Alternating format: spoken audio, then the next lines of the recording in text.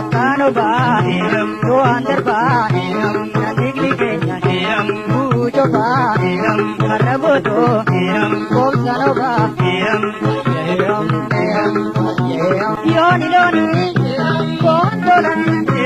yoni loni kondolan kopadi ba ibagajan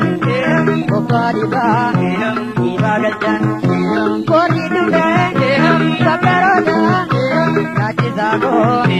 apauga nagarata gadedida idamata akano ba doan ba nadigli bujo ba karaboto kom sano ba Thank you.